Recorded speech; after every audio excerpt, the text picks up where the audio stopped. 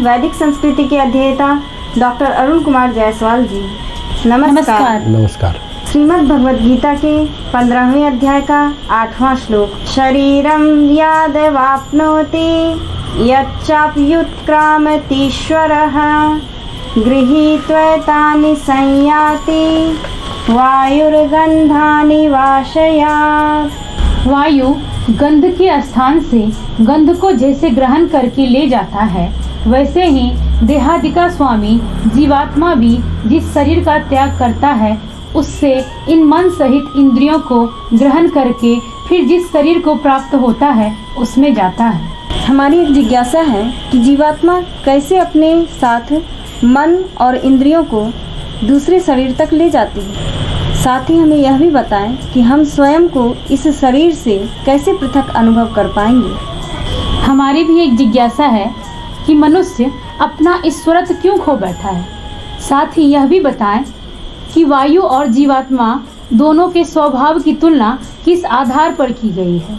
जब भगवान जीवात्मा के रूप में मानव शरीर धारण करता है और जब उसे छोड़ता है, तब इंद्रियों तथा मन को इस प्रकार साथ ले जाता है जैसे वायु अपने साथ पुष्प के गंध को लेकर जाती है। यहाँ जीवात्मा के लिए ईश्वर या प्रभु शब्द का प्रयोग हुआ है।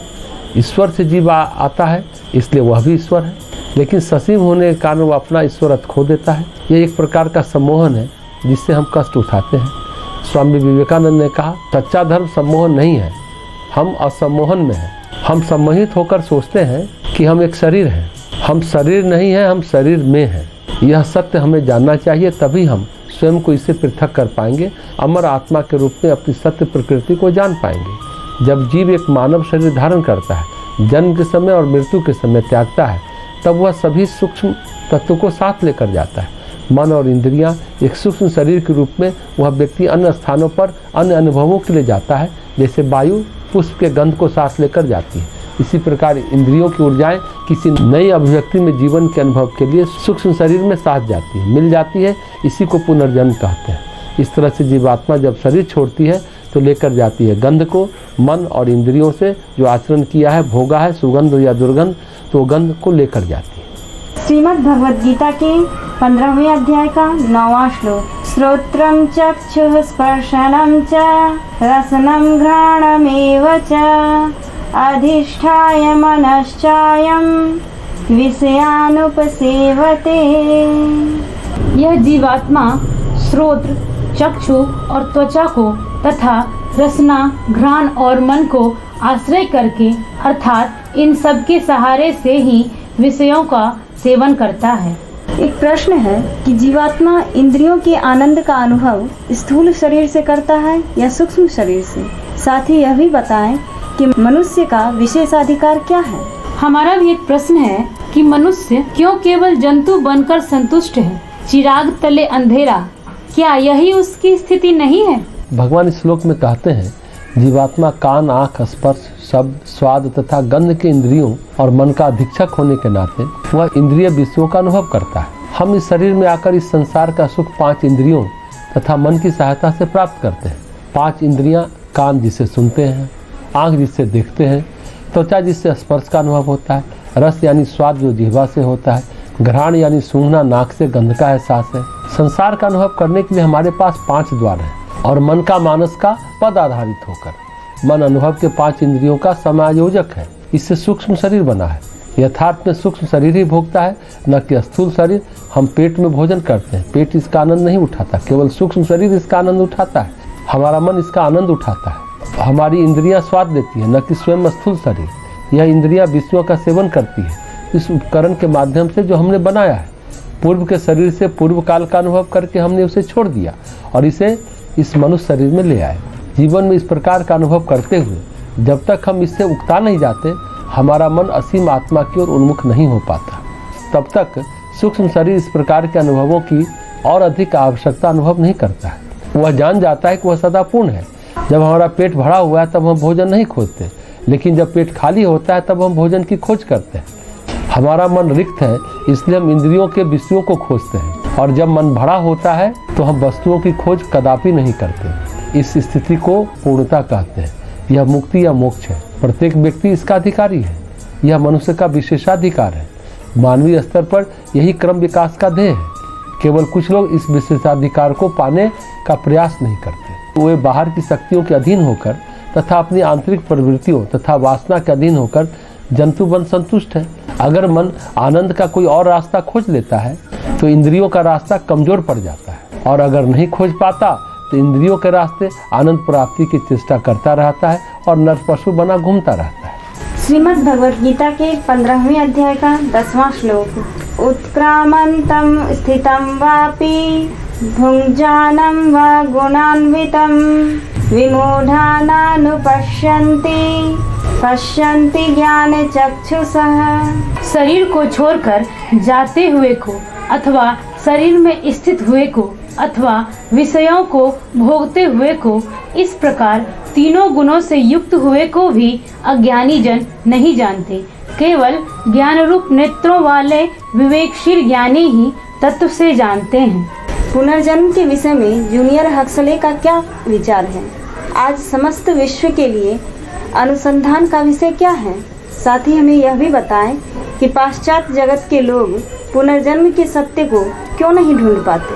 हमें भी यह बताएं कि क्या भौतिक विज्ञान के द्वारा पुनर्जन्म के सत्य को ढूंढा जा सकता है, या इसके लिए अंतर्दृष्टि के विकास की आवश्यकता है। भगवान कहते हैं, एक शरीर से दूसरे शरीर में, मतलब शरीर छोड़कर जाते हुए अथवा उसी शरीर में रहकर गुणों से युक्त होकर या शरीर में रहकर इंद्रिय विषयों का भोग करते हुए मोहित व्यक्ति नहीं देख पाता। जिसके पास ज्ञान चक्षु है वही देख पाता है। एक बार जूलियन हक्सले ने कहा था, हम पुनर्जन्म को स्वीकार नहीं कर सकते, विज्ञान नहीं कहता। कठोपनिषद में यह विषय आता है। उनका विचार था कि हमारा विज्ञान पुनर्जन्म को नहीं स्वीकारता।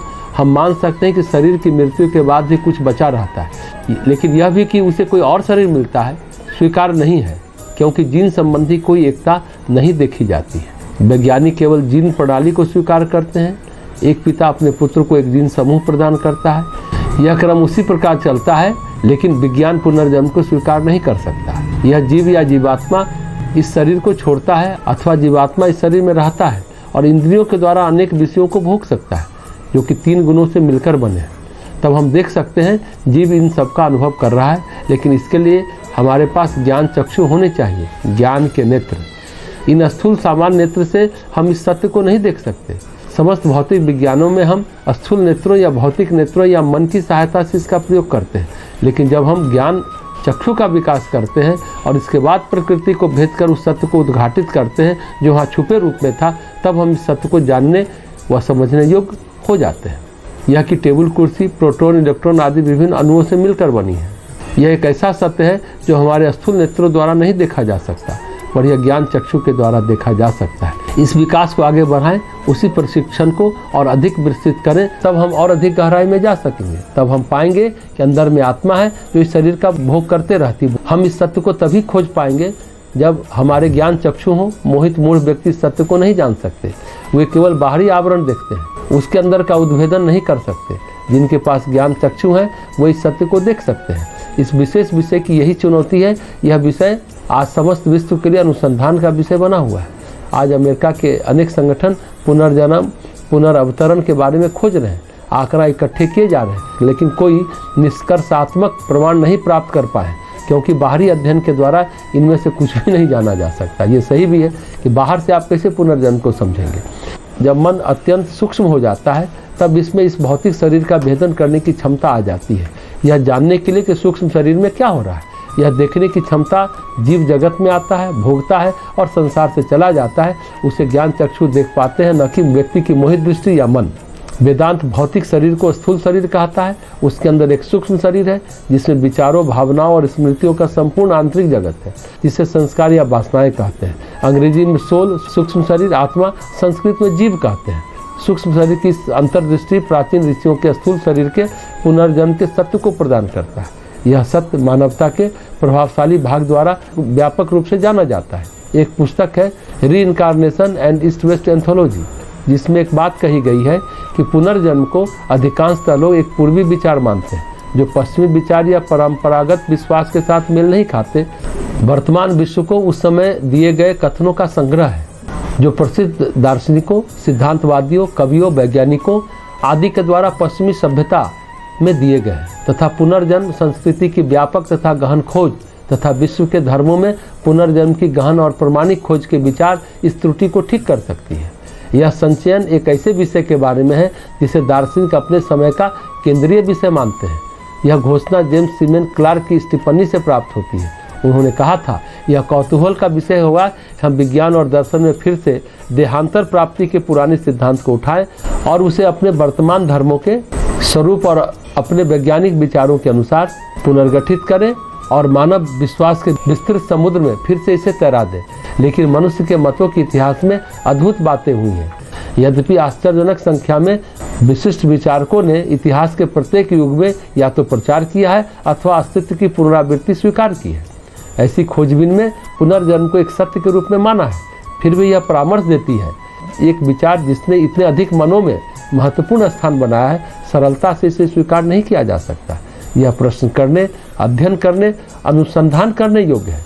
मृत्यु के समय कुछ लुप्त हो जाता है, कुछ भौतिक लुप्त नहीं होता, अपितु अत्यधिक सूक्ष्म लुप्त हो जाता है। जब हम शरीर में स्थित होते हैं तब भी यह वास्तविकता कि हम सब में विद्यमान है।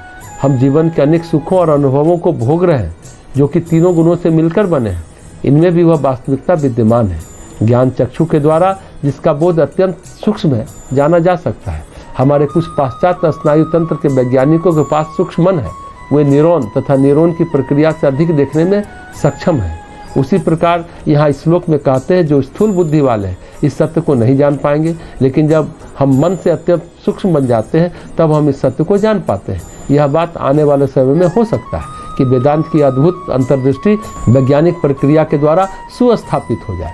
ऐसा नहीं कि मात्र भौतिक विज्ञान इसे प्रमाणित कर सकेगा, बल्कि विज्ञान यह प्रदर्शित कर सकता है कि इस पूरी मान्यता के बिना इन अनुभवों को समझा नहीं जा सकता। भौतिक विज्ञान प्रत्यक्षता मन या आत्मा को प्रमाणित नहीं कर सकता, लेकिन भौतिक विज्ञान यह बता सकता है कि इस मानवीय स्नायु व्यवहार को बिना किसी वस्तु के, जो कि मस्तिष्क नामक वस्तु से परे है, इसे नहीं समझा जा सकता। यह विश्वास पहले से ही कुछ वैज्ञानिकों में आ चुका है। अनेक अन्य वैज्ञानिक भी इस निष्कर्ष पर पहुंचेंगे और भविष्य में हो सकता है कि इस पर बड़ा अनुसंधान हो कि सूक्ष्म सत्य है यह पुनर्जन्म।